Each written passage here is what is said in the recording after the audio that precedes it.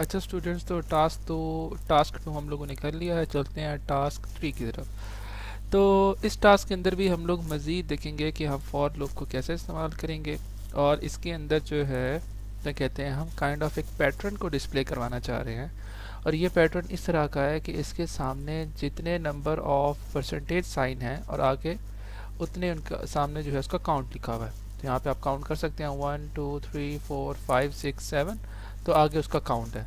तो जैसे ही ये नेक्स्ट लाइन लूप जो है डिक्रीमेंट हो रहा है, तो क्या कहते हैं, यहाँ पे नंबर ऑफ परसेंटेज साइन भी कम हो गए हैं, एक कम हुआ है, इसी तरह ही काउंट भी कम हो गया।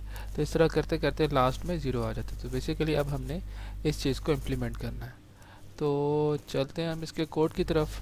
तो ये है जी इसका कोड। अच्छा जी, तो स्टार्टिंग में आप देख लें इम्प्लीमेंटिंग पैटर्न है यूजिंग फॉर लूप है। तो ये वही दो स्ट्रिंग्स हैं मैंने डिफ़ाइन की हैं, ठीक है। और इसके बाद एक वेरिएबल मैंने डिफ़ाइन किया जो आगे जाके हमें यूज़ होगा। अच्छा जी, अब जिस तरह हमने पहले लूप इस्तेमाल किया था पिछले टास्क में, सेम वैसे ही है, इसमें कोई न्यू बात नहीं है। बस यहाँ पे जो ट्रिकी पार्ट है, वो ट्रिकी पार्ट ये है कि हमें ये बेसिकली नेस्टेड लूप चल रही है, एक लूप के अंदर एक और लूप। देखिए, जब एक बार लूप में 7 टाइम्स चला लेता हूँ तो वो तो चल के ख़त्म हो जाएगा। तो बेसिकली ये लूप देख कितनी बार चला है, 0 1 2 3 4 5 6 7, टोटल 8 टाइम्स ये लूप देखें चल रहा है। अच्छा, इस प्रोग्राम जो मैं अभी आपको जिसका कोड दिखाने जा रहा हूँ, इसमें जो है क्या कहते हैं, मैंने जो है लास्ट वाली कंडीशन है ना, क्योंकि हमारा लूप जो है ज़ीरो पे तो चलता नहीं है, जैसे ही ज़ीरो आता है तो वहाँ पे टर्मिनेट कर जाता है, ठीक है ना। तो बेसिकली ये लूप अगर आप देखें तो ये 1 से लेकर 7 तक काउंट करें तो 7 है। तो बेसिकली ये लूप इस तरह 7 टाइम्स चला है और इस तरह 7 टाइम्स चला है, ठीक हो गया। और ये जो लास्ट में ज़ीरो है, ये हमें खुद से क्या कहते हैं डिस्प्ले करवाना पड़ेगा, शो करवाना पड़ेगा, ठीक है। तो बेसिकली ये दो लूप चल रहे हैं। अच्छा जी, तो अच्छा, यहाँ पे जो है हमने ये नोट करना है कि सबसे पहले जो हमारा मेन काम है, हम वो ये देखते हैं कि ये स्टैटिक प्रिंट होनी चाहिए, ठीक है। और उसके बाद आगे उसका काउंट आना चाहिए। तो काउंट आना इतना मुश्किल नहीं है, क्योंकि जब एक बार लूप चलेगा तो हमारे पास, आप हमें पता है कि जो काउंट है हमारा वो हमेशा हमारे पास सी एक्स में होता है, ठीक है। तो बेसिकली हमें काउंट सिर्फ वहाँ से पिक करना पड़ेगा, तो काउंट का इशू नहीं है। बाकी है कि एक लूप के अंदर कैसे लूप चलाना है वो हम लोग देखते हैं। तो ये मैंने सबसे अपना पहला मैसेज प्रिंट करवा दिया, कौन सा, इम्प्लीमेंटिंग का पैटर्न। उसके बाद ये नेक्स्ट लाइन का कोड है कि मेरा कर्सर जो है नेक्स्ट लाइन पर आ गया है। उसके बाद मैंने अपना एक और मैसेज डिस्प्ले करवा दिया यूजिंग फॉर लूप। सेम ये वही कोड है जो हमें कर्सर को नेक्स्ट लाइन पर लेकर आ रहा है। अच्छा जी, तो अब ये लूप मैंने चलाना है 7 टाइम्स। तो मैंने सी एक्स में जो है 7 पे मूव किया, और सी एक्स को क्या कहते हैं बी एक्स में मूव किया। बी एक्स को जो है मैंने अपने वेरिएबल 1 में मूव कर दिया, ठीक है। और फिर क्या कहते हैं, वेरिएबल मैंने जो है 48 ऐड किया। अब आपको अच्छी तरह से पता होगा मैंने 48 क्यों ऐड किया, क्योंकि जब मैंने 7 मूव किया तो बेसिकली 7 क्या है आप नोट करें, तो 7 जो है वो हमारे पास बैक्स बीप का है। तो बेसिकली मुझे ये वाला 7 चाहिए, तो इस 7 पे आने के लिए 48 को मैंने ऐड किया, ठीक हो गया। अच्छा जी, अब आप ये देखें कि इसको भी आप छोड़ दें, ठीक है। अभी हम इसकी तरफ आते हैं कि सबसे पहले मैं चाह रहा हूँ, जिसने मैंने आपको पहले बताया था कि मैं ना एक ड्राई रन काइंड ऑफ करना चाह रहा हूँ कि ये एक चीज़ कैसे प्रिंट होगी। तो उसके लिए मैंने क्या किया, मैंने एच में 2 मूव किया। उसके बाद क्या कहते हैं, जो परसेंटेज साइन मैंने मूव करना था उसको किया। तो अब आप नोट करें सी एक्स में 7 है, तो ये 7 टाइम जो है क्या कहते हैं चलेगा लूप। बेसिकली 7 टाइम्स चलेगा तो 7 टाइम प्रिंट हो जाएगा, ठीक हो गया। अब ये काम तो हो गया हमारा अच्छी तरह से कि ये 7 टाइम चल गया, ठीक हो गया। अब सीन ये है क्या कहते हैं कि अब इस 7 को प्रिंट करवाना है, और 7 किस में पड़ा हुआ है मेरे पास, वो वेरिएबल 1 में पड़ा हुआ है। अच्छा, यहाँ पे इसको मूव करवाने का मकसद यही था कि एक वेरिएबल 1 में मेरे पास वो वैल्यू जो मैंने डिस्प्ले करवानी है, बेसिकली जो करेक्टर की फॉर्म है, जो कि ओरिजिनल 7 है, जो करेक्टर फॉर्म में, और ये वो 7 है जो कहते हैं बाइनरी फॉर्म में, ठीक है। मतलब इसका जो कोड है वो जो कहते हैं आस्की कोड है, सॉरी, जिसका आस्की कोड है, ठीक हो गया। अच्छा जी, तो अब आप देखें वेरिएबल 1 को जो कि मैं ऐड करवा चुका हूँ, बस ओरिजिनल नंबर बन के जो मैं स्क्रीन पर डिस्प्ले करवा सकता हूँ। तो ये वही था 7, तो इसको मैंने किया और मूव कर दिया और इंटरप्ट कॉल किया, 7 पर डिस्प्ले हो गया। ये कोड जो है नेक्स्ट लाइन का आ गया। अब आप ये नोट करें कि अब मैंने दो काम करने हैं। क्या? एक तो इसमें से एक कम भी करना है, क्योंकि अब ये 7 है, ये कम तो होगा नहीं, तो एक जो है मैंने इसमें से सब्ट्रैक्ट कर रहा हूँ और एक जो है वो 1 में से सब्ट्रैक्ट कर रहा हूँ। अच्छा, और दूसरी बात ये कि यहाँ पे जो है लूप जो है वो चलता रहता है, ठीक है। उसकी रीज़न ये है कि एक टाइम ऐसा आता है कि हमारा जो है 1 में से 1 जब माइनस होता है तो ऑटोमेटिकली वो ज़ीरो से भी नीचे गिर जाता है, और जब वो ज़ीरो से नीचे गिरता है तो फिर वो लूप, क्योंकि हमारी कंडीशन होती है कि ज़ीरो से क्या कहते हैं कम होना चाहिए, तो -1 तो वैसे ही कम होता है, तो क्या कहते हैं लूप जो है हमारा इन्फिनाइट जो है वो चलता रहता है। तो इसलिए हमें यहाँ पे कंडीशन लगानी पड़ी कि लूप हमारा तब तक चले कि जब bx जो है वो ज़ीरो हो जाए। जैसे ही bx हमारा ज़ीरो होता है तो बेसिकली ये bx पे हम चेक इसलिए लगा रहे हैं और कोई वजह नहीं है, क्योंकि cx जो है उस पर हम चेक इसलिए नहीं लगा सकते क्योंकि वो प्रॉब्लम कर रहा था, ठीक है।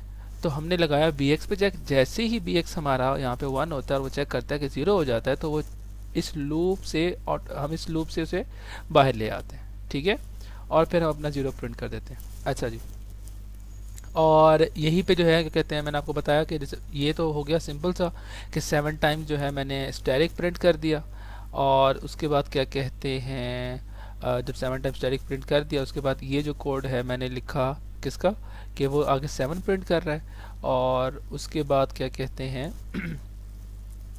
ये वेरिएबल 1 से माइनस किया। हाँ, तो जैसे ही मैंने अब bx में माइनस किया तो अब मेरा लूप को कैसे पता चलेगा कम हुआ है, ठीक है।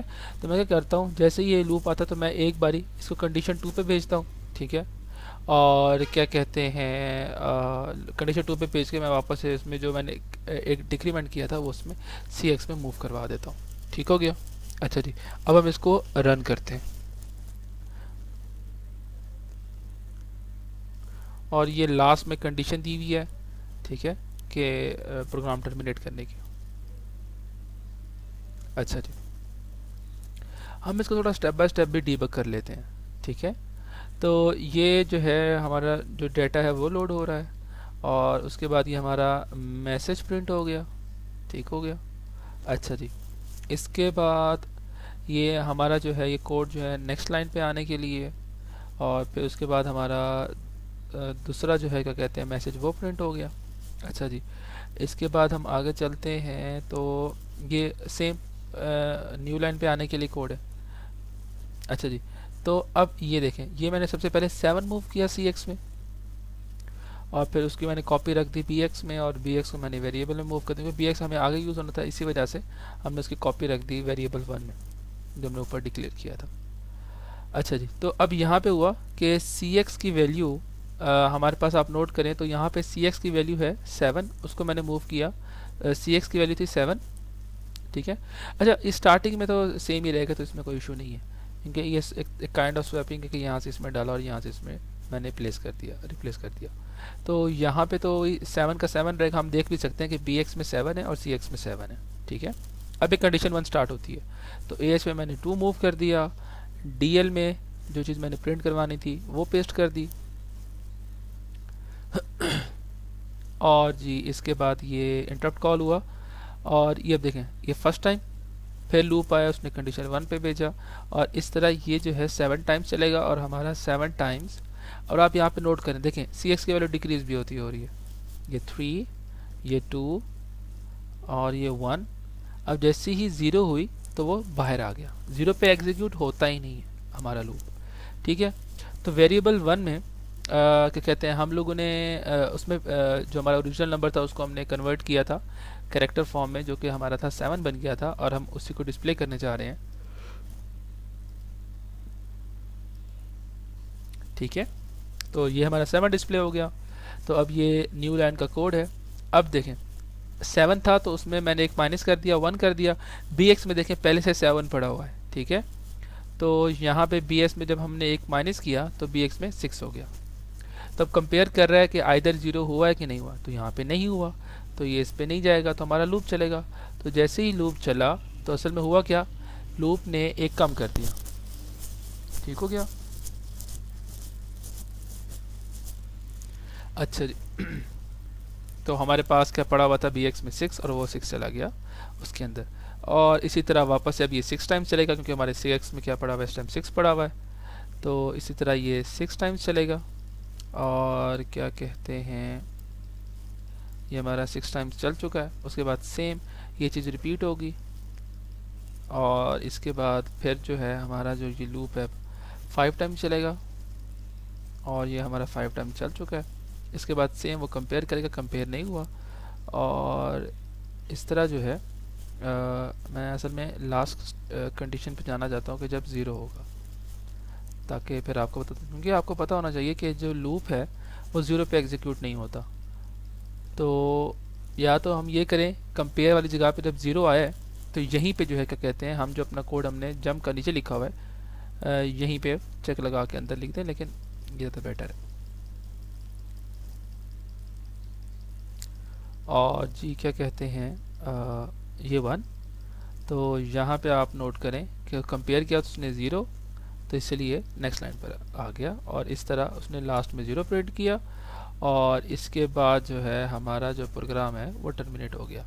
तो यहाँ पे जो है हमारा टास्क 3 ख़त्म हो गया है। इंशाल्लाह हम नेक्स्ट क्लिप के अंदर जो है अपना आखिरी टास्क इस वीक का करेंगे।